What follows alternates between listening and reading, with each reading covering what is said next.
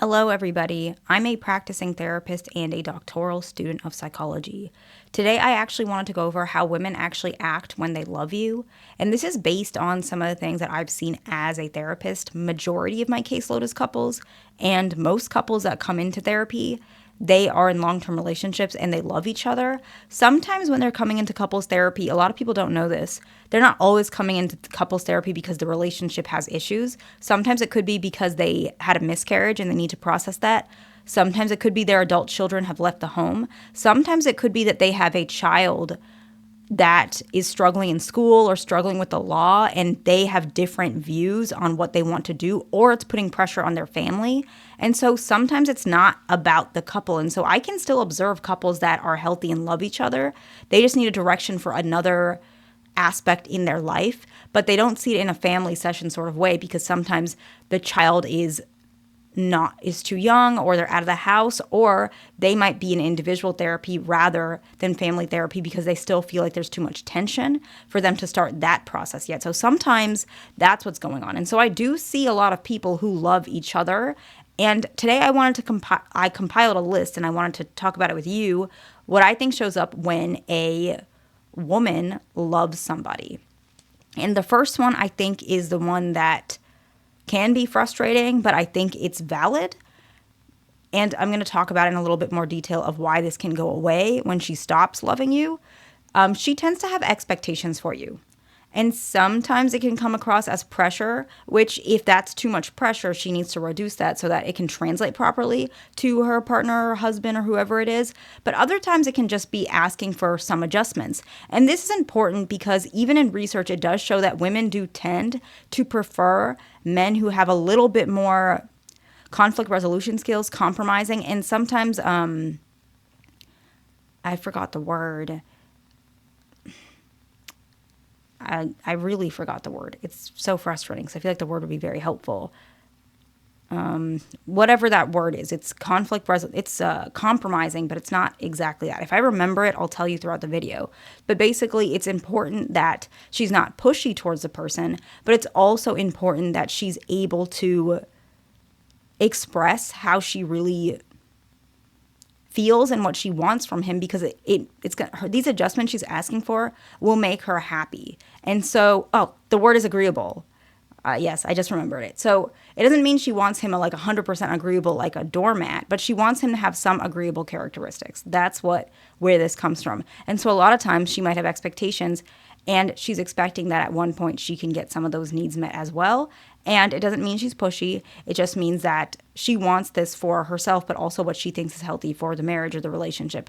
The next one is she tells you things that she doesn't tell most people. A lot of people do this, man or women, but it's a little bit more common for women, men or women, where she might tell you something that bothered her when she was younger, or some feelings she has, or something embarrassing about herself, or an insecurity she has. The next one is she checks in on your emotional state. This, I feel like when I look at couples, like married couples or just couples in general, but specifically I was thinking of married couples, I noticed that this can get a little annoying for the husband, and I get that, but I think it's partly because he feels like she's checking on him like she's his mom, which she probably doesn't want to feel, be like that, but that's what he doesn't know, that she's checking on him because she cares about him. Like she's worried about him or wants to make sure that he's doing okay. And so I think there is a balance, but women do this when they love you. They check on how you're feeling. Are you nervous about the meeting that's coming up? And he might take it like, why are you asking me? I really don't want to think about it. He just wants to go in there and do what he needs to do. He doesn't really like to explain it. Sometimes for men, even in couples therapy, like talking about an emotion on repeat can actually not necessarily help. Sometimes it's like you touch on it and then you move on and then maybe retouch on it later. And that is a little bit more helpful for men to process. And sometimes women don't understand that, and that's okay. Because some women are like that too, where they don't need to keep going around the same topic. But most of them, at least from what I've seen, are not. And that's okay. There's nothing wrong with that. Men and women are different from what I've noticed. And so she's checking on your emotional state. She's not trying to annoy you, but you can just set a boundary. But usually it is because she loves you, interesting or not. And then the fourth one is she's honest and she expects honesty back. Not always is this true, but trust is a pretty common fundamental for a relationship. It might not be necessarily to the feeling of love, but it will more so be the action of love, which is what I believe love is. Now, everybody's different. There's research indicating both versions, and we call it passionate versus compassionate love. I believe compassionate love is the love that makes relationships last, and that is based on the research. I'll put the research in the description box for that one. But love, the feeling of love, doesn't always need honesty or expect honesty back, but it does seem that compassionate love that builds in long relationships and marriages typically needs some form of honesty. You don't need to be honest about everything, but just foundational stuff, if that makes sense. The next one is she notices a change in your tone or maybe even your gestures or how you're feeling or something of that nature. And again, this can be a little bit, sometimes it can be frustrating for the male because he doesn't really want to be like on surveillance or nitpicked. And, you know, on her side, she shouldn't be nitpicking, but observing is because she cares and she's worried, or she just wants to make sure that she can accommodate where it's necessary. And so that's where this comes from. There's biological reasons to it as well, but it does show up when she loves somebody because they matter to her, which is why it starts occurring. The next one is she touches you naturally. I think people know this, but I feel like I should, even if you guys know it, I still should put it in the video. It can be like touching your hand, touching your arm, touching your shoulder, touching your leg, or even just leaning on you.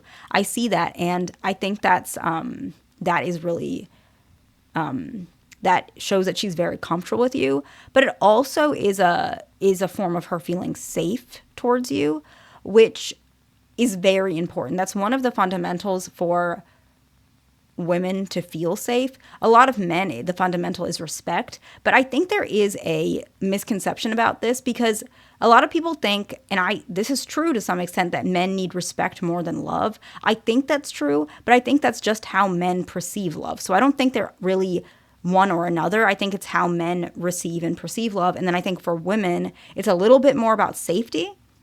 Respect is part of it, but I've noticed it's more like that. I don't think it's one or the other. I think it's the just conjunction of two. I don't know. I'm still working on that thought, actually. And the last one is she smiles genuinely around you. This is for both genders, but I think it's important to bring up. And now I wanted to clarify one thing about the first point. There's this situation that happens in couples therapy, typically when they're leading more towards a divorce, that I wanted to touch on. Her expectations, when they start fading away, a lot of times men think that means that she's happy because she's not picking fights, which is good. But eventually what ends up happening is it's actually because she doesn't believe that you can meet these expectations. And usually that's when she kind of divorces and you feel like she might have divorced you out of nowhere. That is usually what happens. And so expectations, it's a good way to meet in the middle and find a way for her to communicate her expectations without putting you in the situation where you feel like you guys are fighting all the time. That's the balance so that that divorce situation I just brought up or clarified doesn't happen. So I hope that this video was helpful to somebody. Please like, subscribe. I'll see you in the next one.